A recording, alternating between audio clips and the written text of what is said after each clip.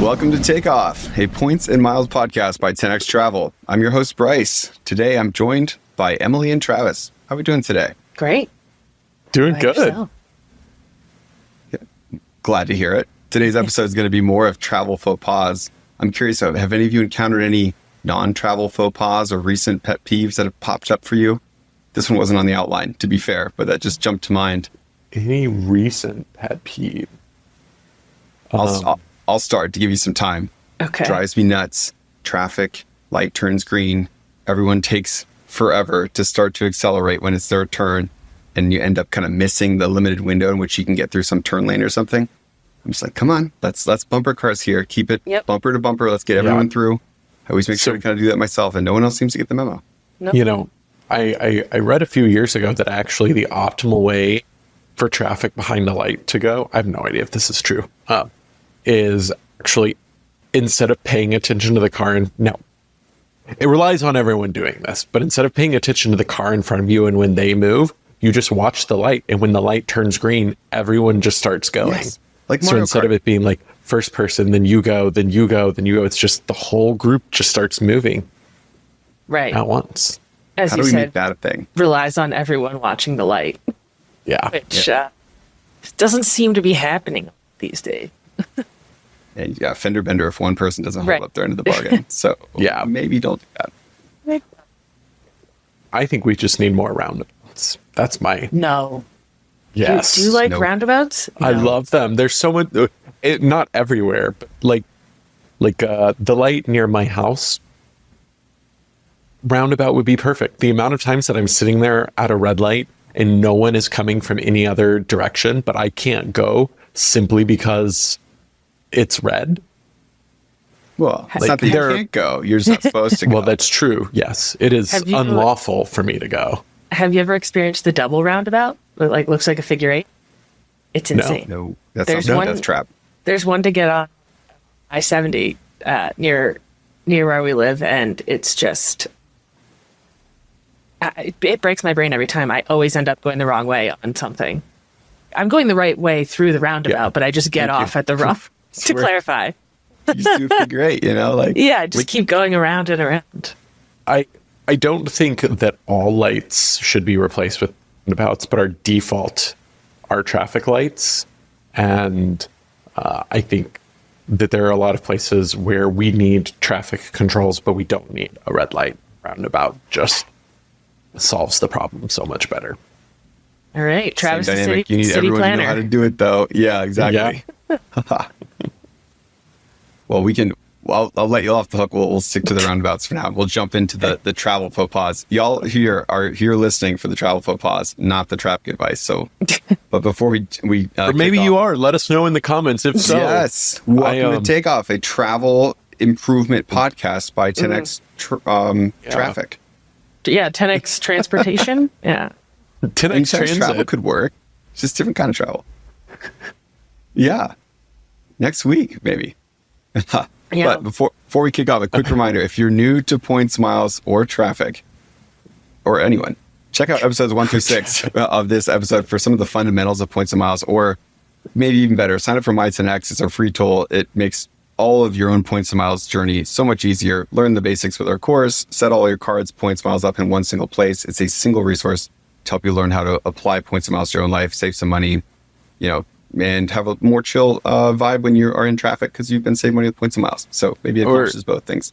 We accept that you're not looking at the light because you were trying to select the next episode of the podcast. Or if you finished it, you were trying to get back to the start so you could listen to every episode in successation again. But So taking a break to that- give us 5 stars and a that's comment fine. review and share with a friend. Of course, you can do all of that in one red light. Maybe even sign up for My 10x while you're at it. To be clear, this is not advice. Don't look at your phone when you drive. Yes. Thank you. Thank you, Emily, for protecting us there. Today's episode, we're going to be revisiting one of our most popular episode topics in the past, travel faux pas. We're doing a bit of a round 2 this time. Last time we debated airplane seat recliners, barefoot travelers, armrest etiquette. But today we're diving into all new etiquette dilemmas based on listener submissions and our own travel experiences. We've received tons of feedback since that last episode, so we've curated the best, the worst, the weirdest, all of it. Travel faux pas for discussion today. Plus, we'll be tackling some points a mile specific gray areas that arise in these faux pas that really impact those of us who are using our hard-earned rewards to travel. So, Emily, Travis, you ready to jump right in? Tell us how you feel about some of these. Yep. Let's go for it. Let's do it. I'm not First even one. looking at the outline. You don't even need it. This We is a just need riff your session. opinions. Yeah. Just like roundabouts. The first one might be the most controversial one, right? Kids in premium cabins. Faux pas or totally fine?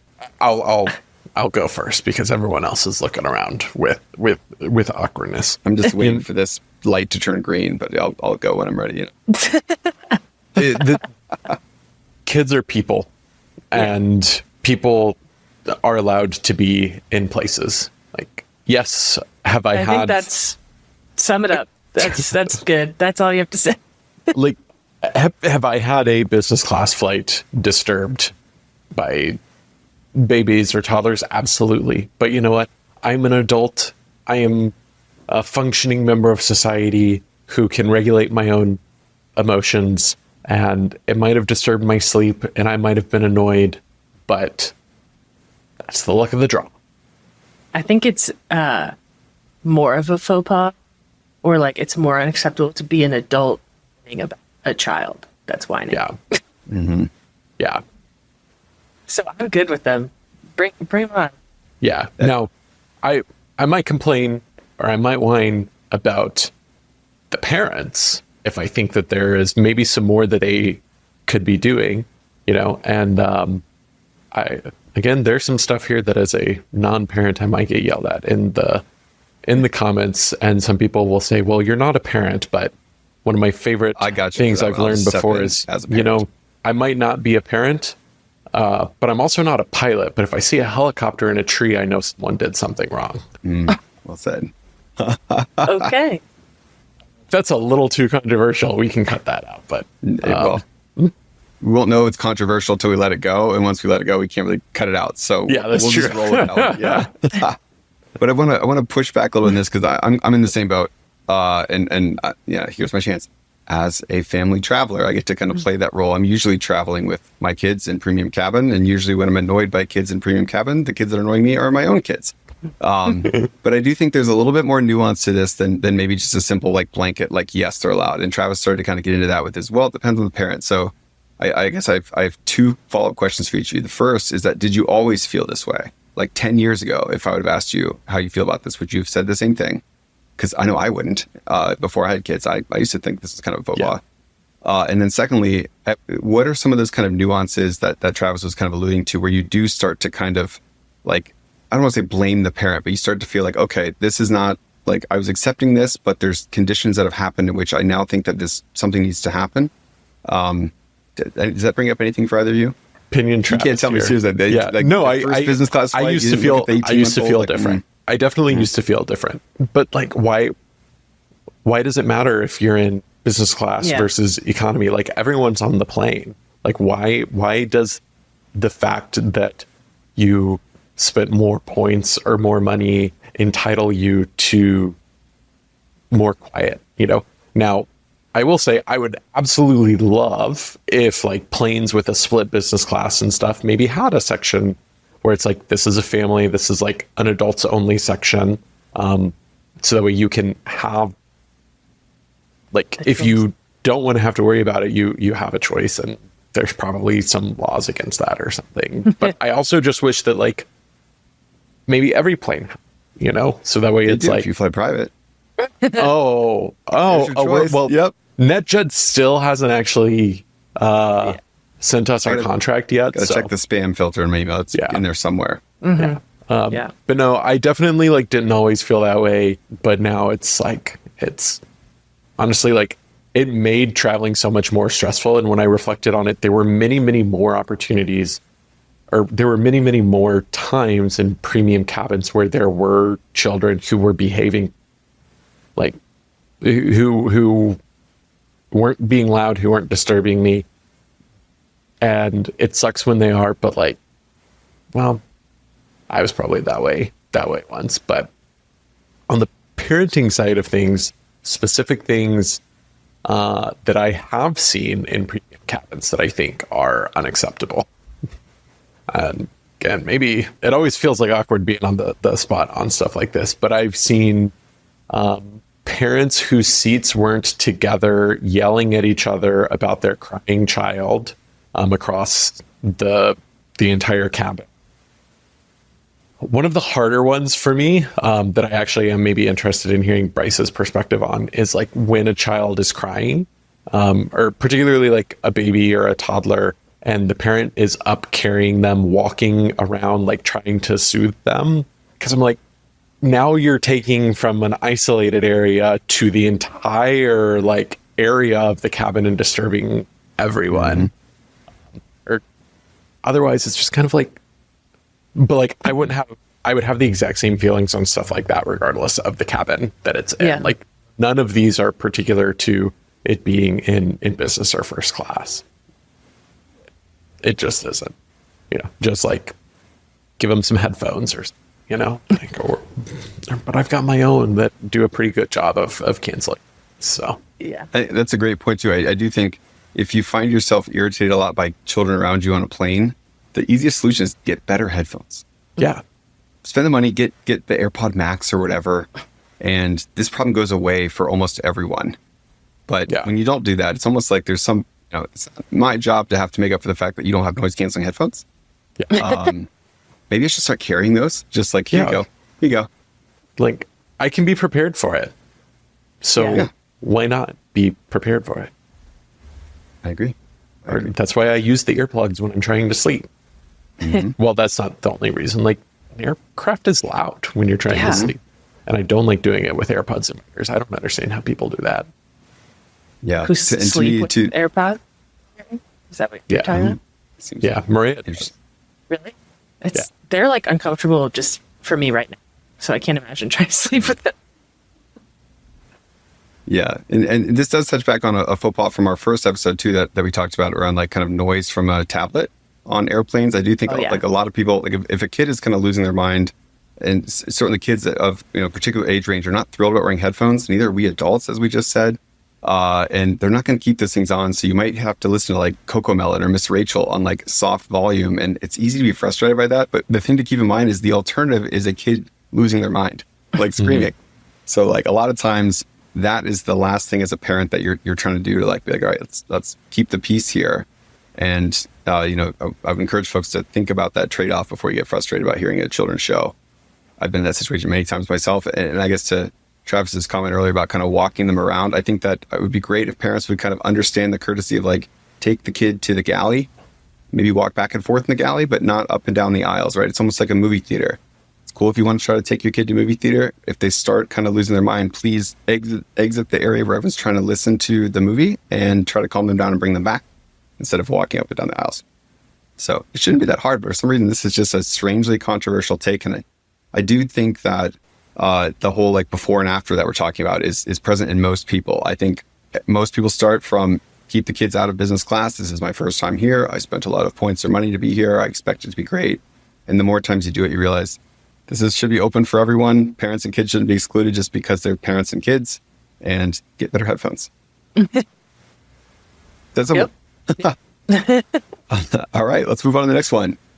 Yeah, we'll move on before, so that way Emily doesn't get to chime in on the there we go. controversial one. Anything you add, Emily? Sorry. No, I agree. I mean, I've only flown 2 trips in like a premium cabin, and I haven't been bothered in either one. So I don't really feel passionate one way. I mean, I feel passionate that I don't care if there are kids around me. It just like doesn't really affect me. They have every right to be there too, So I'll put my noise canceling headphones on and peace out. I will say I have recently discovered perhaps what, in my opinion, is the most frustrating, I guess, group of folks that you'd have on an airplane around you that can't be solved by any things that we're talking about so far. And that is high school band coming home from like band camp, especially if it's percussion section. And they feel the need to everyone simultaneously start like banging out like beats, rhythms, maybe singing on the plane. And there's 10 or more people doing that. I'm like, I have no solution for this other than to say, stop. No, Please stop. Camp's over. no. Yeah, I know I was one of those kids. I was a band and theater kid, so Oh yeah. And There you debate. go. Travis is walk up. Yeah. Well, you take Like the other the- side. Here we go. the worst combos of everything. Man. Yeah. All right, I did next see up. I saw a video sorry. recently of like on a delayed flight, a passenger Oh, kid who had like picked up the what are they? It's not a phone. Yeah. What do they call it? Yeah. Whatever. Yeah, And was an just singing earphone. Singing. Taylor Swift to the entire plane. Yeah. Boom. Was it Taylor Subscribe. Swift? I thought it was Frozen. Oh, maybe it was Frozen. I don't remember what the song was, but Yeah. I mean, open to thoughts on that one. I understand. It depends on how good they are, right? It's kind of like you see an empty piano in the mall, you sit down and play. No. Like there's a level of talent in which that No. becomes acceptable. No. Nope. I'm not here for concert. Thank you. Yeah. Unless you are the person who voiced that character in the movie, like, no. Especially because I think I saw the flight, like, was circling for like 2 hours waiting to land. So everyone's already like tired and frustrated. And it's like, no, we just want off this plane. We don't want to be reminded that we're still on it.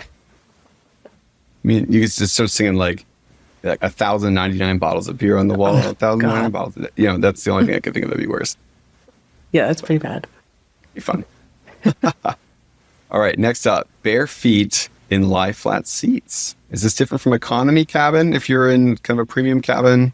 Which No. we talked about last time with the person snuggling their foot in my arm. Emily has opinions. Emily, go. I mean, just keep your socks on, regardless of where you are. Keep your socks on. Thank you. I mean, I don't have much else to say. I like wear the slippers that they give you if you're in business class. Wear the socks that they give you. I don't need to be surrounded by bare feet. Travis, what do you think? You're in your own lie flat seat. Oh, Like, Travis is bare feeting it up. and you don't have smelly feet, then like go for it. Like they clean these aircraft between people, and also like the only thing going in the foot cubicle is other people's feet. Like, and It doesn't help.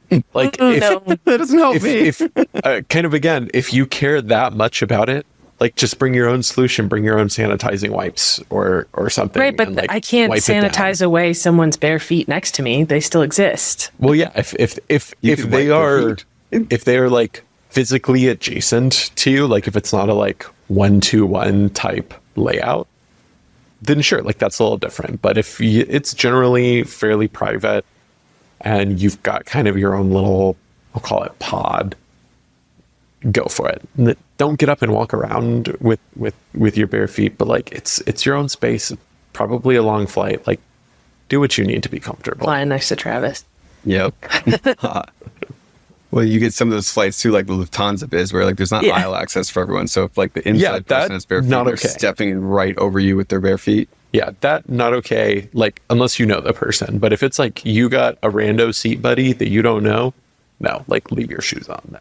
Or like, sorry, leave at least like your socks on, or like change into the socks they provide, the slippers. But like, if I'm not bothering with my bare feet because like I'm in my own little pod and you can't see them, like, Well, if I can't see them, then they don't exist. That's fine. But I you guess. might be able to smell them. well, that's why I said like, if your feet smell, it's just like food, right? It's just like you can bring your own food on a plane, but it shouldn't be like super like smelly, offensive food, like a tuna fish sandwich. Like, don't get me wrong, I love a good tuna fish sandwich, but that's really strong scent on a plane that people are controversial. It's just like you probably shouldn't be like going on the plane with bad BO, barring very extensive circumstances. It's just your feet. Like if they stink, don't stink up the whole plane. Yeah, Whether the it's your same feet, your problem. body, your food. What percentage of people who have stinky something, feet, body, food, are aware of it? That's kind of the issue underlying all of those is they're like, wait, my feet stink? And everyone in the first class cabin's like, yes, like at the same time, you know? So yeah, I'm Team Emily on this one. It sounds like we're 2-1. Two people, no bare feet. Your skin shouldn't make contact with any point in the airplane, like on the skin on the bottom of your feet. Nope, full stop. I hate having things on my feet. So 16, like a long flight, if it's not bothering someone else, flame me in the comments. Are you going to go around and ask every single passenger in the cabin if your bare feet will bother them? No. Excuse I'd me, like sir. to see that video. Would you though. mind? Would you Yeah. mind if No. I took my Would you socks say off? that my feet stink? Here, have a whiff. No. I'll ask my wife. There we go. Always good for honest feedback. Yeah. All right, next up, how about overhead bin space savers? These are the folks who take their jackets, small items, they fill an entire bin with them, and in most cases block space from people who might have rolling bags or other things. It seems to be less of a problem in premium cabin because you have a little bit more space per person, but generally speaking, how do we feel about that? Domestic flights. Yeah. I mean, it's great if you're the person that needs the space, but if you're the person that's saving the space, I go great. Yeah. So it's okay if I do it? Is what It's I'm okay hearing? if I do it. But yeah, no, I usually I would always put my smaller items underneath the seat. But sometimes when we have the e-bags, the 10x travel e-bags, I pack that thing full, and it needs to go above because otherwise I won't have space for my legs. Yeah, I agree with you, Emily. I always take the position of put the non-personal stuff up there, hang on to the personal stuff, and then as boarding is completed, that's when you put the rest up there. And I wish everyone would do that, but Yeah. still. Well, I agree with that. Like, if especially like jackets, yeah. purses, stuff like that. You know, I'm tall. If I can manage to put a jacket under the seat in front of me, that's fine. Where I think I do differ is if I have like a backpack and maybe I'm traveling with just a backpack. You know, maybe I've checked my bag and I'm not doing a traditional carry-on. I'm doing a personal item, but it's like a backpack, which is typically classified as a personal item. I think you are just as entitled to the overhead space for that instead of having to put it under the seat in front of you, even if it fits, if you don't have another bag. Like, if you don't have another roller bag, that space is just, in my opinion, that space is there for one bag per person, regardless of how big it is. It's when you kind of start violating that. So if it's a backpack and you don't want it taking up all of the space for your feet, you're entitled to put it up there, in my opinion, as long as you don't have a roller bag as well. The one maybe exception to this is if you are in a premium cabin and the full premium cabin has boarded and there's still space, then sure, go ahead and throw your other stuff up there. Or I guess that just applies in general. But like, if I'm like on a domestic flight, gotten upgrade, for example, and I know that there's still people like boarding and they're making the announcements about the stuff in the, just flame me, just keep it coming, just keep it coming. But I was here for it. In that case, I don't have a problem with it. Like if, as long as it says like, oh, hey, this is reserved for first class, that's like one of the perks of being up there, whether you got upgraded for free or you paid for it. Like, People don't respect that on domestic They flight don't. at all. No, they don't. That's They honestly don't. where I have the faux pas. Is like Yeah. people just walking by and shoving their stuff up there and then walking to like row 30. Yeah. Yeah. My bigger thing with the like overhead bin space in general is like the airlines could solve all of this just by like letting more people check a bag for free. I think a lot of people do it because they don't want to pay for a checked bag and they don't have an airline co-branded card that gives you a checked bag for free.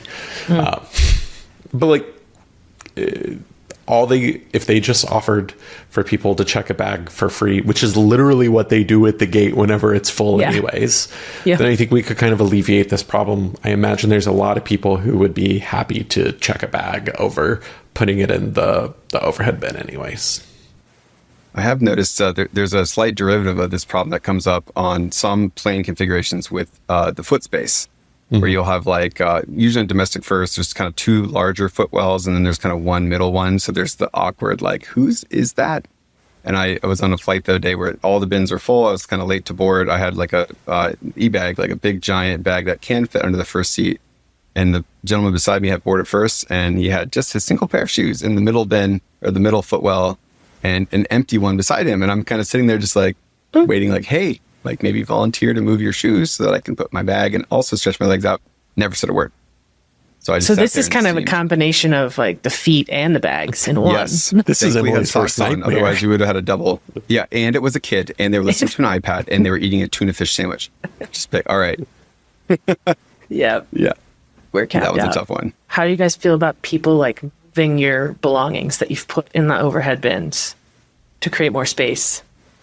Yes, no. I think same rule as trading seats, totally fine as long as it's not a loss of value, if you will. If you want to move it across the aisle, fine. You want to move it down, tip it up, whatever. If you want to move it back 6 rows, how about no?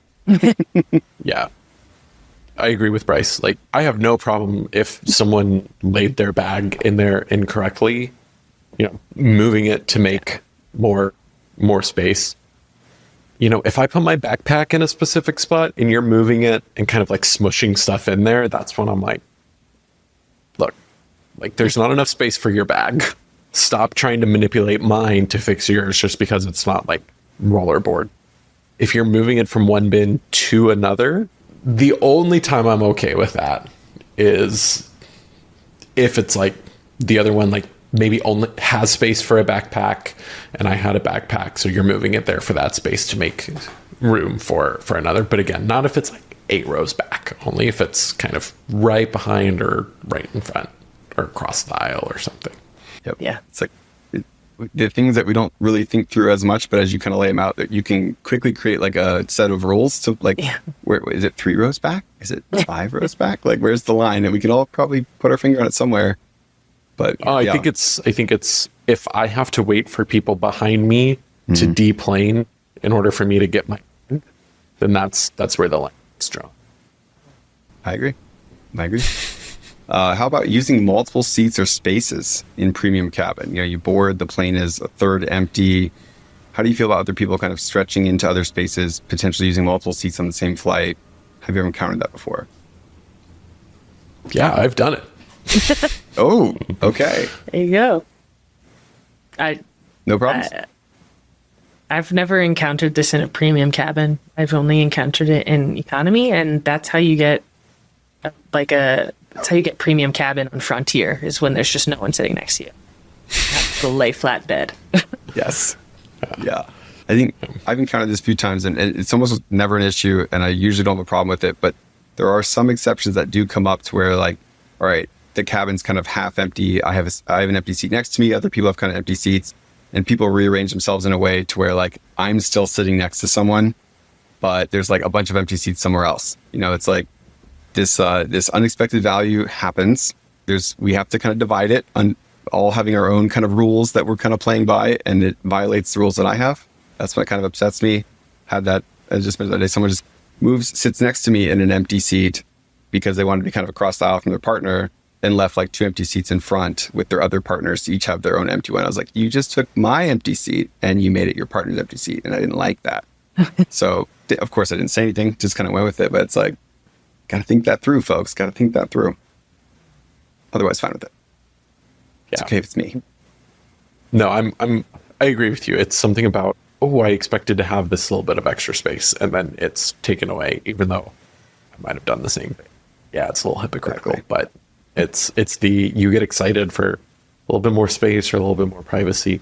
My general kind of rule is if there's enough space for everyone to do, great. Like, if not, and in that it's more severe cases. Like, I've had some flights in premium cabins where they'll make up my bed in another seat so I can just move over whenever I'm ready because there's plenty of empty seats. Totally fine. If it's more crowded, but the seat next to me happens to be empty, it's fine for me to stash some stuff there. But then asking them to make that into a bed for me feels a little weird. Usually they just volunteer it, in my experience. Yeah. It's almost easier for them. They don't have to wait for you to get out of the seat or ask you when you want turned down. It's like, no, we just did it. And now you have basically like an apartment on a plane. Like, here's your bedroom, here's your dining room, here's your sitting room. Yeah. What temperature would you like to be? Yeah, if you're on American Airlines first class, you can swivel between your dining area and your office. So Yep. That's the old school configuration too. I love those. Yeah. The old metal flap. It's like, this is either the emergency exit or my swivel button, but it's equally like big and like laborious. All right, how about let's do some quick lightning round on plane behaviors. So just kind of some rapid fire voting, maybe a thought or two on each. And this we kind of alluded to earlier, but bringing pungent food into first class. Bringing pungent food anywhere. Like, agreed. Yeah. Even outside the airport. Where's your line on, pungent food? Sounds like it's a tuna sandwich, but like McDonald's is pungent, but it's not like like traditionally, I don't think of like a burger as pungent. Yeah. Yeah, I agree. Like if it's like a food that is known to be like potentially offensive in smell to people, like something that's super garlicky or super oniony or super fishy, is kind of where I draw the line. Yeah, like a burger, pizza, tacos, durian, all fine. Boom. Easy. That should be Such illegal. a natural thing to bring on a plane. Yeah. Yeah. How about standing up immediately when the plane lands? If I'm in the aisle seat, yes. Yes. Yeah, if I'm in the aisle seat, absolutely yes. Yeah. As long as I'm not running forward, I'm not trying to beat anyone else off the plane. I'm just stretching my legs. Yeah. But what I will say is that if you are that person and the person in the other aisle also wants to stand up, once you get your bag and stuff, you should kind of do the like half stand where you're half in your seat, half in your aisle. So that way there's enough room for everyone. Yeah. I agree. And under no circumstances do you start walking forward down the aisle because the rest of the passengers want to like grab you and throw you off the plane. And if they make an announcement of there are people with a tight connection, like try to let them off first. Let them off first. Oh, I was thinking stand up and tell everyone I'm sorry I have a tight connection. Like, you live here. You live here. I know who you are. No, like when the flight attendants make a specific announcement, I've had that happen. And I know this is supposed to be a lighting. I've had it happen, and sure enough, the guy, like I was in the first row of the economy plus, and the guy at the very front of first class stands up and is standing there, and I do move forward because everyone else in first class is waiting. So that way people with a tight connection. Literally, I had a like 7-minute connection in Newark. And then they open the door, and then this guy's like, "Oh, now let me get my bags down." He wasn't even ready to go. No, like if people have tight connections to where they come on and announce it, just stay seated. Agreed. How about leaving trash behind on planes? Oh, yuck. Don't do that. Intentionally? They No. come around and they collect all of it. It's like hard to leave behind trash. You have every opportunity to throw it away. That's a great point. Yeah, Like- I completely agree. Nothing like boarding and finding it in your pocket with all the safety stuff, right? I get it happens accidentally. Sometimes I'm sure that I have left some trash on a train. Well, maybe on a train too, but on a plane accidentally. But if it's on purpose because someone else will come clean it up. And I know y'all are now probably saying, well, you said they cleaned the plane for your feet, but I don't know. There's a difference there. Yeah, there's a line for sure. Take your trash with you, please. So moving on to like some hotel faux pas gray areas. How do we feel about taking hotel amenities with us? Classy or klepto? Classy. I mean, as long as it's something that you should take. Like, don't take the robe and think they're not going to charge you like $200 for it, but take the toiletries. Yeah. Take especially if it's a nice smelling soap. Yeah. Oh As yeah. long as it's not screwed to the wall, right? Yeah. Maybe Sometimes don't take something apart. But here's the interesting thing is like really nice hotels generally don't screw them to the walls anyway. So they just give you the full bottles in there. Yeah, And they do it's tell you always- they'll charge you for it. Yeah. Yeah. But- It's always like the Hyatt places where it's like drilled into the wall with like carriage bolts and you can never get it out. Yeah. But even at the high end places, if someone happens to travel with refillable bottles, Okay.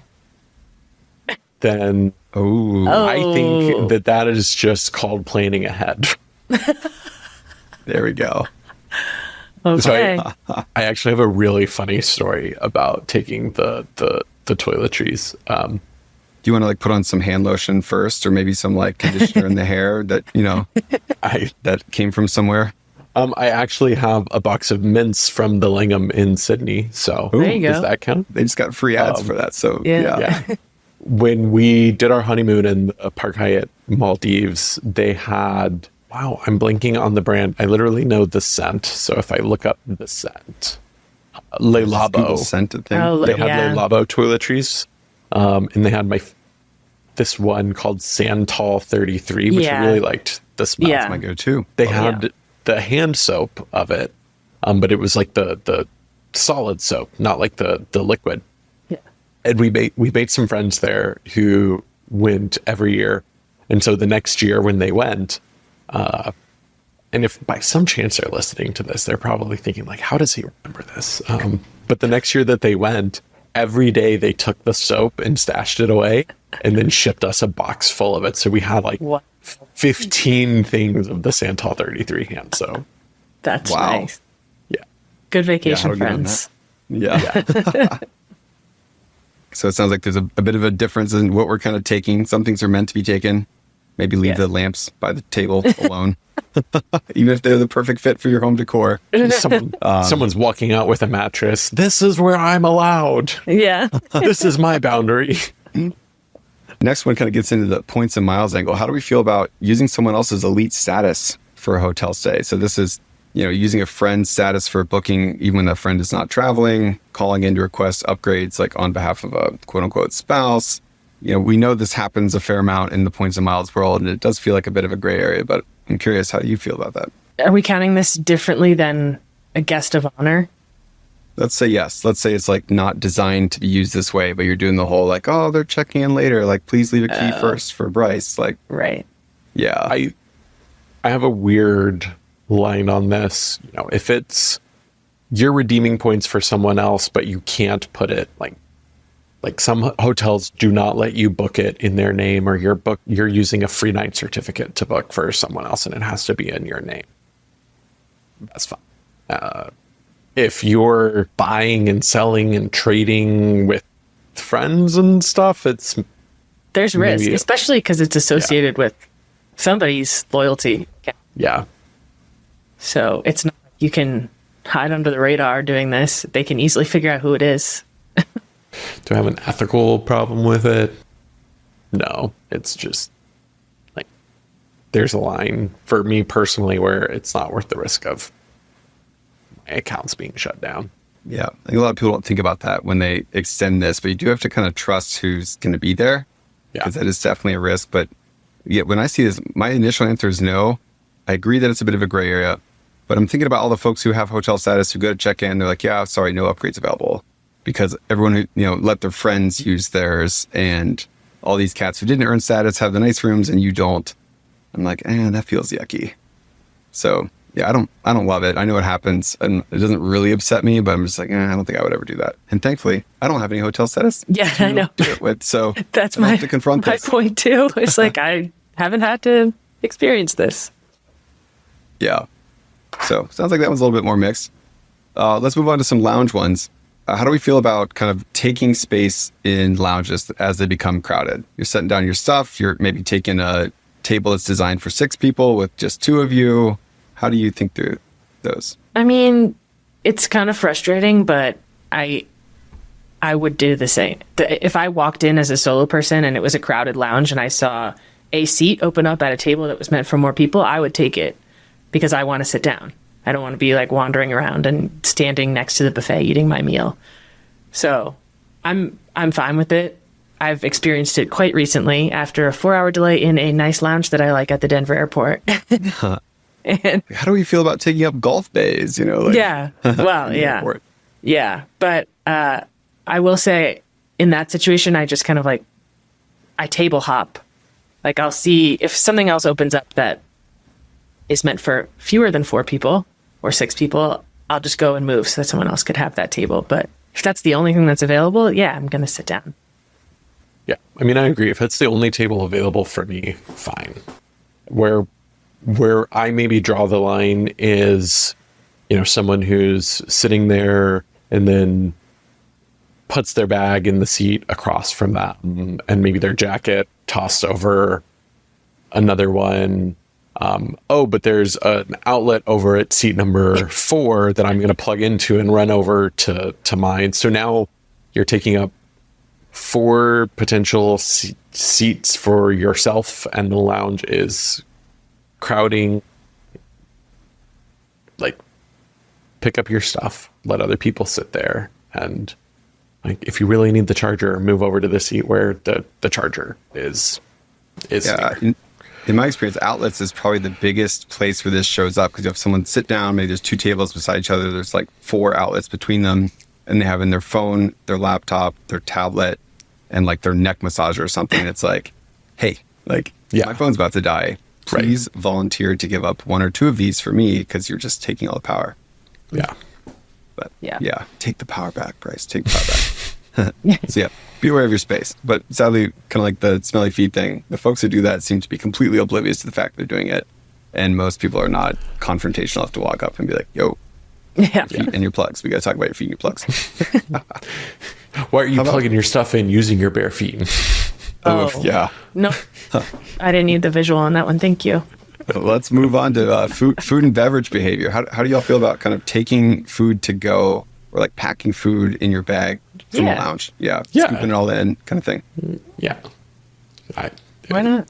Without limit? Yeah. Like take the whole buffet with you? Just big old plate of chicken, dump it right in the bag, set it down? I mean, that would be an insane behavior, but Would I Yes. do that? No. What if it's bulking season, Travis? But but you know, if you came with plenty of Tupperware to load up with food from the lounge to take with you, like, okay, go for it, I guess. Like, I apparently I have a level of where I'm willing to shame people, and it's like when you're just taking stuff in bulk that they can replace, cool. That's true. Especially like packaged stuff, like, power Yeah. bars and whatnot. oh yeah. I mean, Fruit. so many lounges now have just to-go areas specifically. So There's actually, like, in Terminal B at Houston Bush, there's a whole grab and go United Club now. There's no seats and stuff. It's literally just you walk in, grab some food and drinks and stuff, and you take it with you. there you go. That And- solves it for everyone. Do I take more than what I'm immediately going to eat? Yes, because I'm like, well, what if I have a layover, or this food is probably better than what they're going to, than the snack box that I can purchase on the plane for $8 plus. It's free. It's not $8. So Yeah. Yeah. That's when, Travis grabs 2 durians to go, puts them in the microwave so they're nice and warm before he boards his plane, and then, ta-da, we're done. durian There's and actually tuna one- salad. Oh, yeah. Oh, man. There is one With your instance in bare which feet, I am get away. the bad guy in this story, and I'm like totally okay with it. And that is when you're traveling internationally with children who are still like drinking milk regularly. And most like international countries, it's not easy to find like, a carton of milk. So I hop up to that coffee station, and 2%, the 2% little cup of milk for everyone's Yeah. coffee creamer. Oh no, that is all mine for my kids. Like fill the bottles, set it down empty. Everyone's drinking black coffee, and I'm like, sorry, I don't have any other options. I mean, they'll refill it, right? Like Yeah. this is one of those where for me is it annoying if I'm the person who's right after you in line and I'm going to put the 2% in, and I go and it's like, what the heck? Did this guy in front of me, or who does he think he is? Some travel podcaster who can do whatever he wants just to create stories?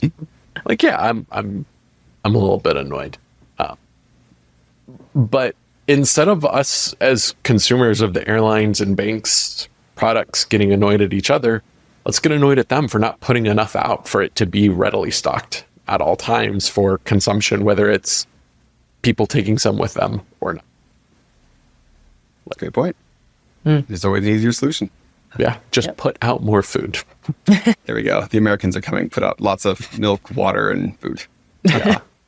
A couple more that are through a points and miles angle. How do we feel about kind of booking multiple award travel options, kind of knowing they're going to at least cancel a few of them?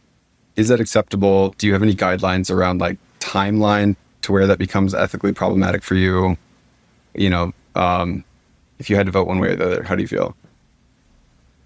Well, seeing as how I've done it, I have no issue with it. I wasn't going to say it, but I knew Yeah. it. And we'll let you volunteer that. I've done it. I'm currently doing it for a few trips. Yeah. But you do see some countermeasures in place now where airlines will see a very similar booking and cancel one of them. I know that's happened to me with Southwest, American Airlines. It's like, if this is impossible for you to take both, we're going to cancel one. So do be aware if you're one of those folks who wants to try to book every option, you might end up losing one of them against your will. So that is out there. Yeah. I do feel like we have to pour one out for the American Airlines hold option Yep. because I used to put a lot of those on hold. Probably why it went away. Thanks, Emily. Yep. It's all my fault. It's all Emily's Well, fault. at least I this took time that. it didn't happen while we're recording the episode, you know? Yeah, that's true. Yeah. I gotta go.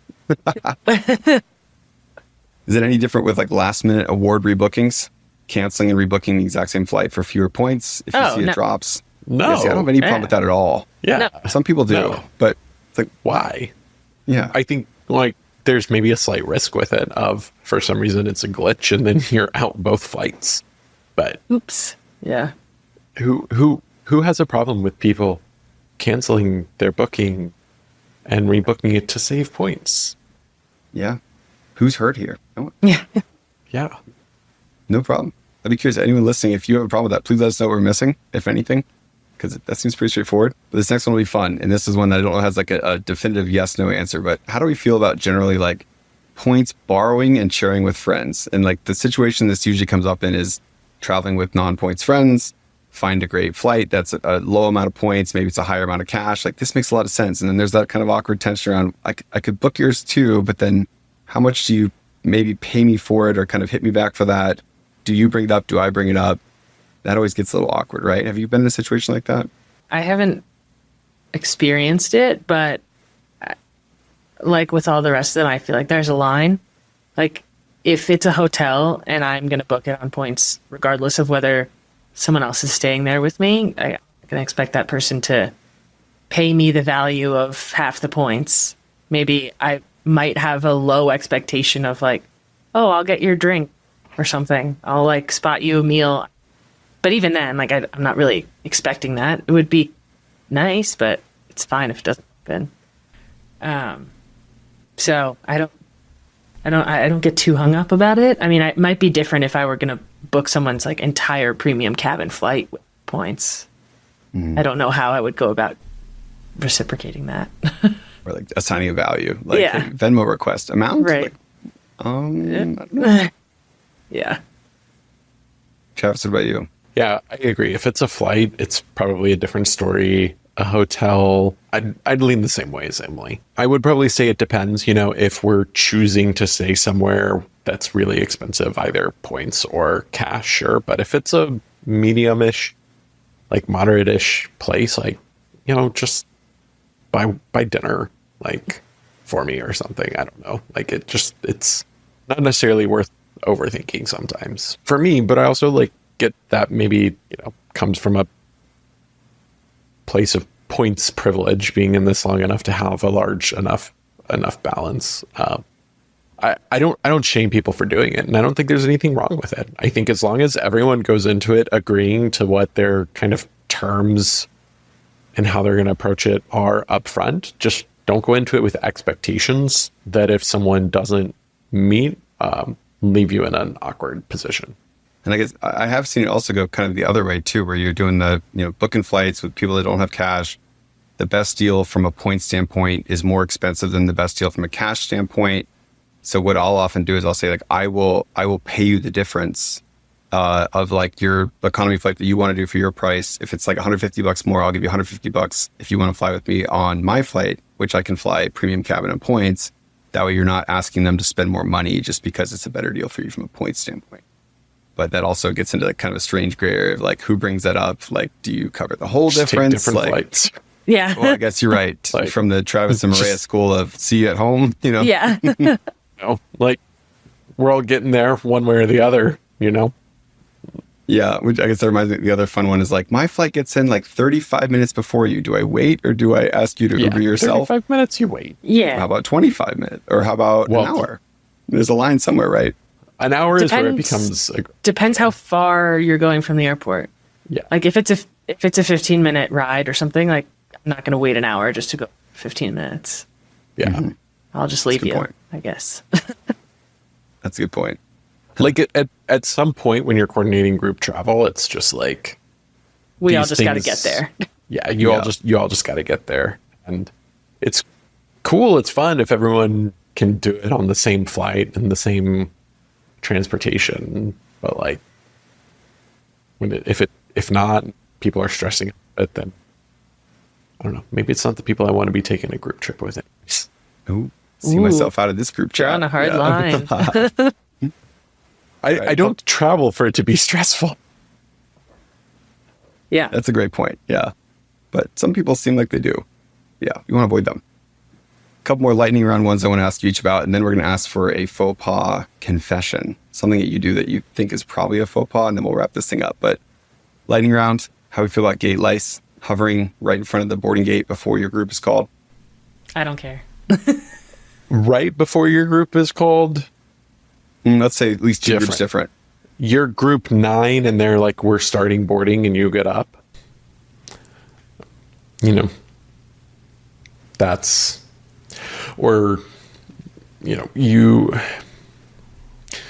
I know you call this a lightning round and I'm like making it not a lightning round. I don't know if you can do a lightning round, Travis. Yep. Might be don't know that impossible I can. challenge. Maybe I just have to do it mute and thumbs up, thumbs down. What annoys me is where my dilemma on it is typically the people that are gate lice or inexperienced travelers. They're not used to understanding the zone system and, you know, the group system, whatever the airline calls it. And so they hear like boarding is starting, so they get up and they're trying to take in information to understand. As an experienced traveler, I know, cool, I don't have to go until my group is called. What maybe annoys me a little bit, despite someone being an inexperienced traveler, is when you're group 4 or 5 and you line up and decide for group 1 and then people are waiting for the line to move, or you're congregating there where people are trying to line up and blocking it. So people have to go around you or having to ask, hey, what group are you in? But at the same point, like, I get super annoyed when someone does that to me and they're like, what group are you in? I'm in group 2. Like, that's why I'm here with the group 2 people. Because I'm group 2, like, just assume I'm group 2. I know that the gate lice are maybe annoying, but we're going to get on the plane. And I get that it's mostly about overhead space. Yeah. But I also feel like the people who are sitting there asking you what group you're in are also the people who want the overhead space because they're going to put their suitcase and their backpack and their hat and their jacket and their gloves and their scarf and their shoes because they're taking them off and their socks all up in the overhead bin anyways. Their extra tuna fish sandwich. Yeah. Yeah. That's related. And then they whip out their dairy. Yeah, I'm team no gay lice. I feel like it's just everyone chill. The plane's not going to leave without you. Just take a breath. It's going to be okay, but it's always there. It's annoying, but I try to give some deference. Just like, don't get it my way. One more quick one, and this one I think is a little bit more delicate. How do you feel about asking fellow passengers to take photos of you in premium cabin? I could never. Travis suddenly has a quick answer to this one. He's shaking his head. No, ask the flight crew. Cool, but like another passenger that you don't know? Like, come on. Yeah. Just reach up, pull their headphones off their ear and say, excuse me. Excuse me. Yeah. I need this photo for my blog. Is that how you're feeling, Emily? Oh, I don't like to bother strangers, period. So I could never do that. Could you ask like cabin crew to do it for you? Probably, but I'd probably still feel like I was an inconvenience. This will feel like an amateur around everyone else. Yeah. Like, look at me. This is my first time. Yeah. But when you're on your first time, you want that. You know? Yeah. I've been there. But it's like, even though it's not my first time, it's still fun. And sometimes I feel that the cabin crew, when they know you're excited, like they get excited for you. That happened on my Emirates flight. They brought out the little Polaroid camera to the bar and we're like, let's do a little photo shoot at the bar on the Polaroid, which was like, that's nice. So fun. Yeah. That's a new feature. It's like you're entering into a wedding, you know, like, like they had like a little pamphlet thing to put the pictures in that they took. It was really cute. I don't know where it is, but probably still in the sky. Yeah. Yeah. Your photo is up there. Travis was with us that one time. Yeah.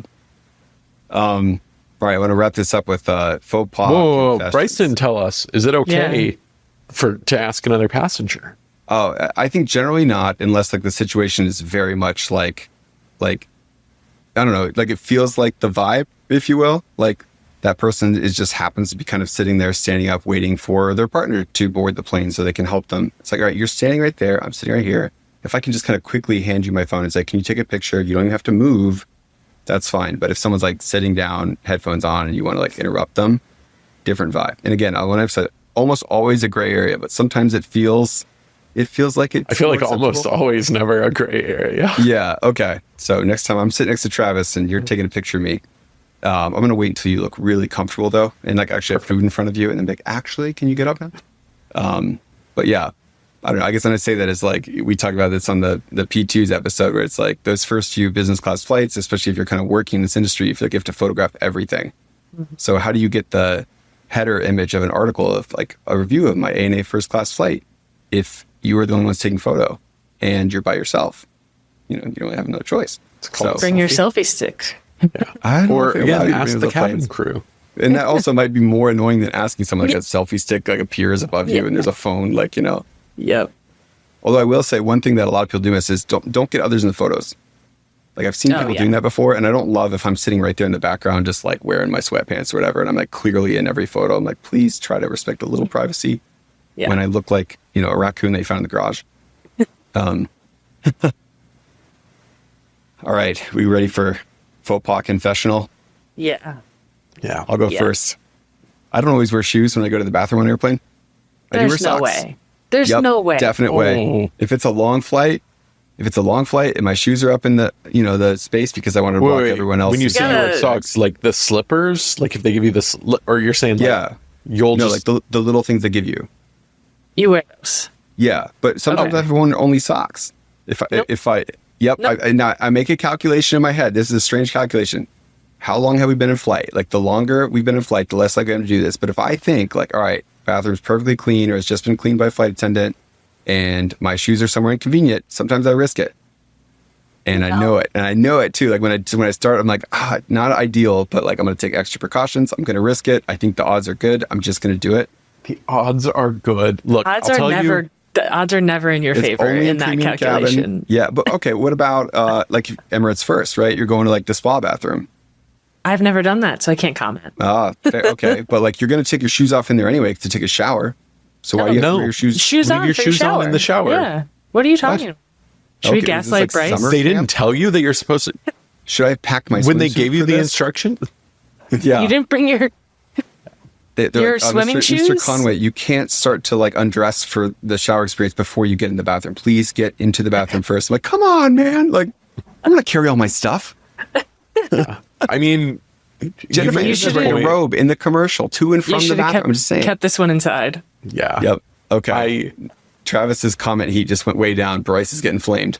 Yeah. Look, what I will say is I have also done just the socks. But Emily, before you jump on me, before you and everyone in the comments attack me for this, it was, and this sounds super bougie. It was my Lufthansa first class flight where Maria and I were the only ones in first class, and we each had our own bathroom on the side of the plane. So I knew no one else was using. Okay. Yeah. So like, are there times when it can be acceptable? Yes. If there's any other passengers that aren't your family, that's just... It's interesting. Might as well just go barefoot.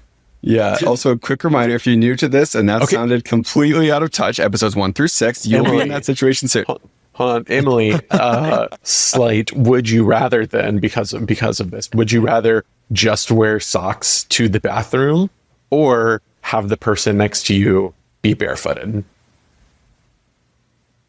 Choose your foot pain. I'd rather have a barefoot person next to me. There we go. Yeah, that's. But you know that what if that bare person next to you climbs over you, walks to the bathroom barefoot, walks back? What if that barefoot person? Now you have both problems.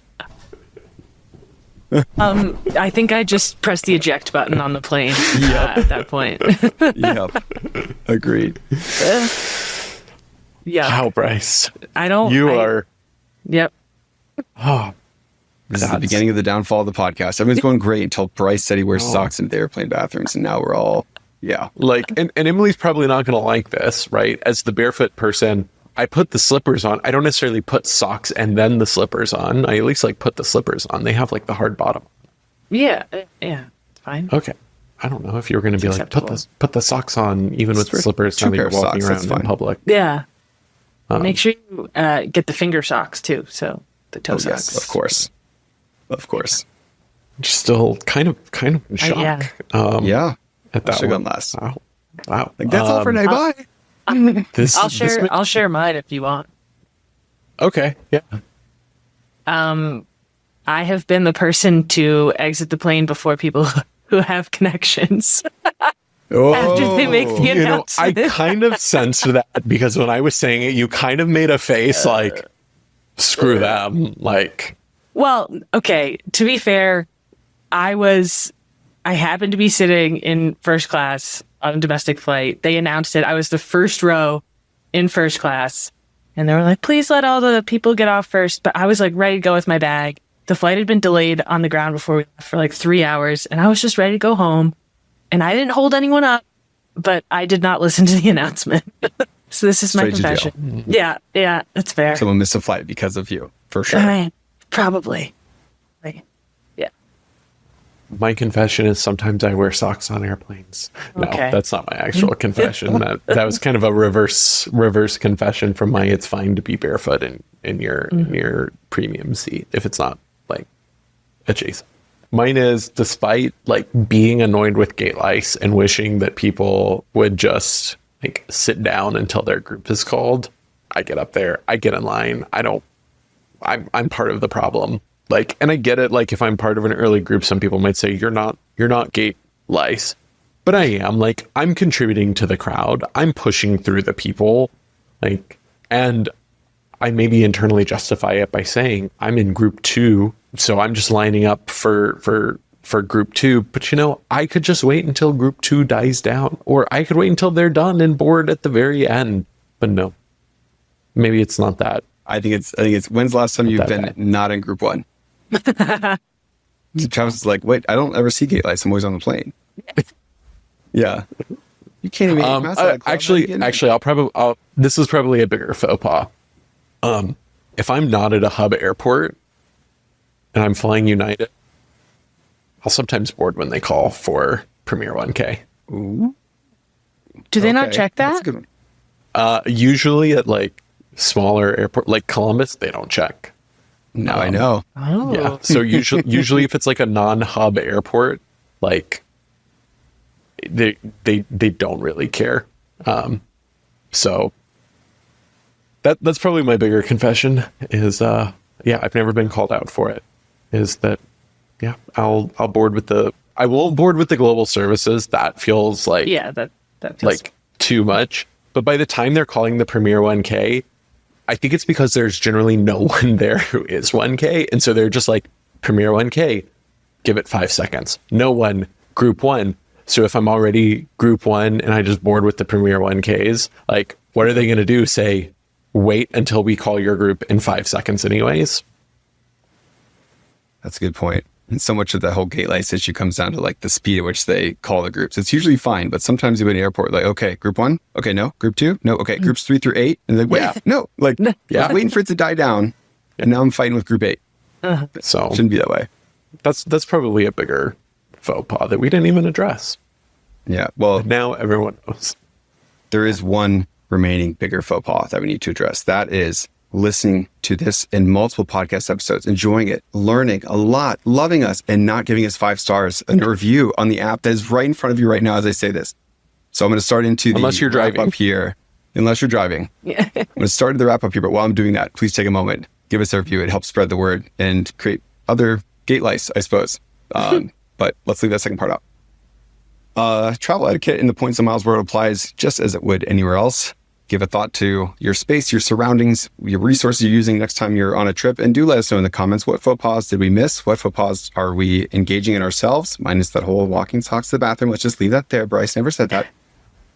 Because we are all guilty of it occasionally, and a lot of times we just don't realize it. That's what's underlying all of this. So please share your own travel faux pas confessions in the comments here in the Facebook group. We would love to engage on those a little bit further. Tell us where we're wrong. Tell us that I'm gross. That's totally fine. I'm here for it.